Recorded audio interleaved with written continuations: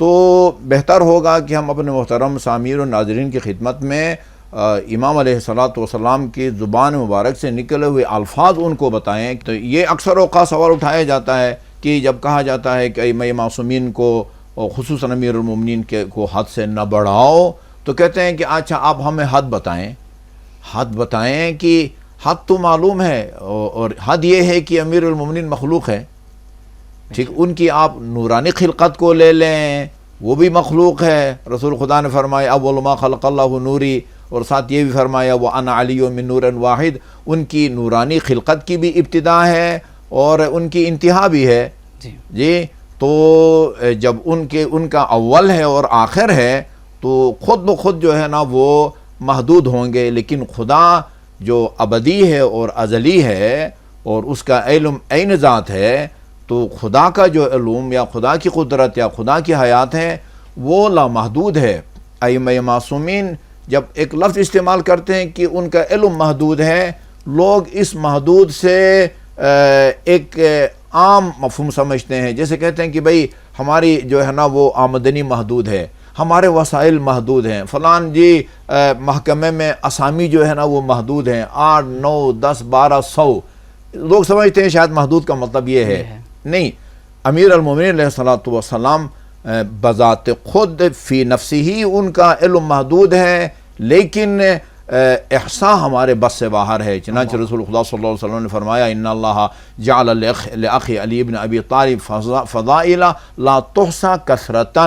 یا دوسری روایت میں بھی ہے کہ وہ سارے انسان اور جن جو ہے نا وہ لکھنے لگیں، حساب کرنے لگیں، اور سارے اس زمانے کے مطابق سمندر وہ سیاہی بن جائیں اور تمام درخت قلم بن جائیں. لما احصوا فضائل علی بن ابی طالب، یعنی اپنی جگہ پر جس طرح علی محدود ہیں، ان کے اول ہے اور ان کا آخر ہے، لہذا ان کے کمالات بھی محدود ہیں، لیکن خدا کی ذات وہ چونکہ لم یزل ولا یزال، نہ اس کی کوئی ابتدا ہے نہ کوئی انتہا ہے، لہذا وہ بذات خود جو ہے نا وہ لامحدود ہیں. اچھا، مقام ابدیت میں بھی کچھ ایسے مراتب ہیں کہ جو ہم ائمہ کو نہیں کہہ سکتے. مطلب نبوت اور رسالت کا مرتبہ پر بھی اگر کوئی شخص کہے کہ حضرت علیہ السلام نبی ہیں یا رسول ہیں تو وہ دائرہ اسلام سے خارج ہے. تو یہ بھی تو ایک حد ہوگی، نفی کی ہے. انہ لا نبی بعدی.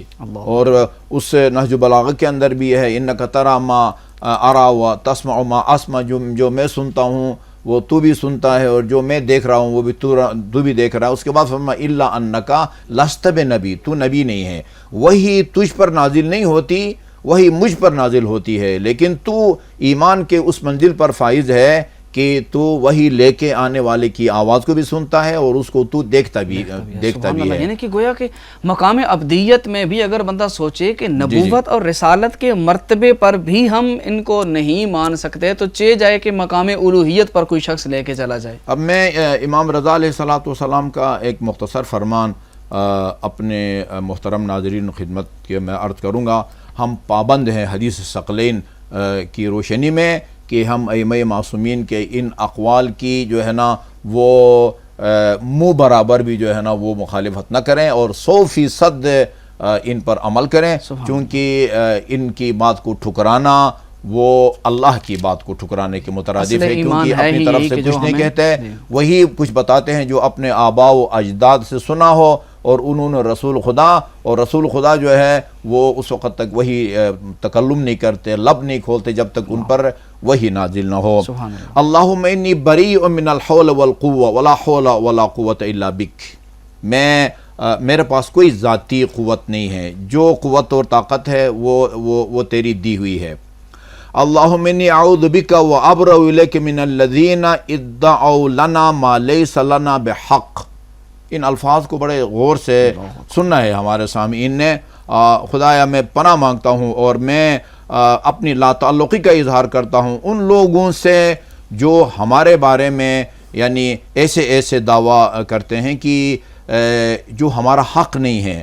ہمیں کوئی رب کہتا ہے، ہمیں رب کہلانے کا حق نہیں ہے. ہمیں اگر کوئی خالق کہتا ہے، رازق کہتا ہے، یہ ہمارا حق نہیں ہے. جیسے ابھی آپ بتا رہے تھے ربوبیت جو ہے وہ صرف اللہ تعالیٰ کی ذات کو زیب دیتی ہے.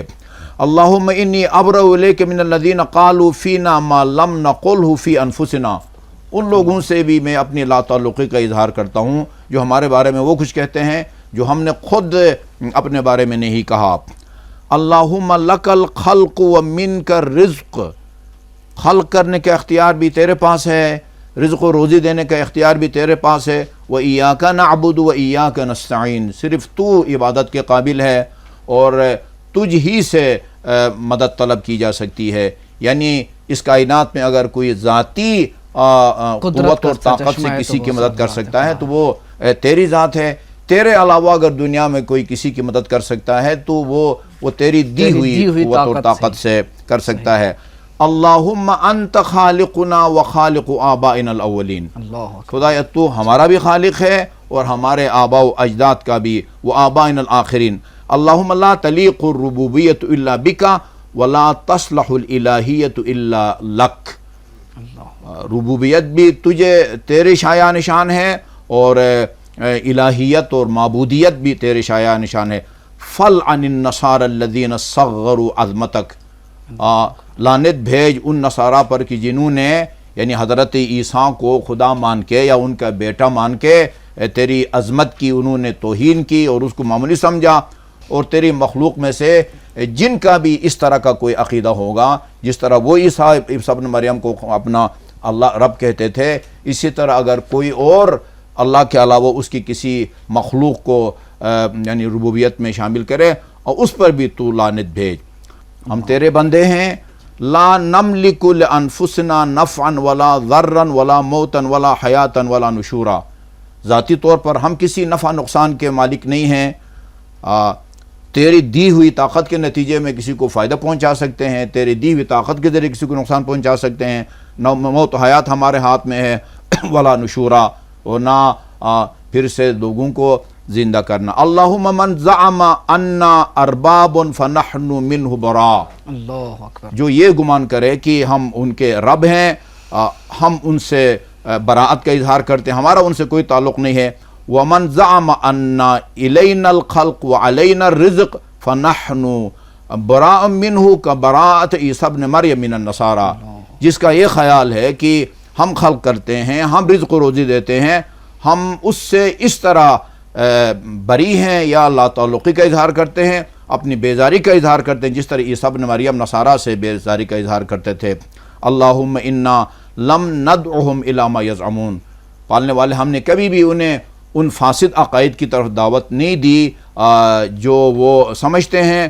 ولا تواخذنا بما یقولون، عجیب جملہ ہے، ان کے ان اقوال یا فاسد عقیدوں کی وجہ سے تو ہمارا مواخذہ اور محاسبہ نہ کر۔ واغفر لنا ما يدعون ولا تدع على الارض منهم دیارا، آخر میں بد دعا بھی کی ہے کہ ان کو نیست و نابود کر دے۔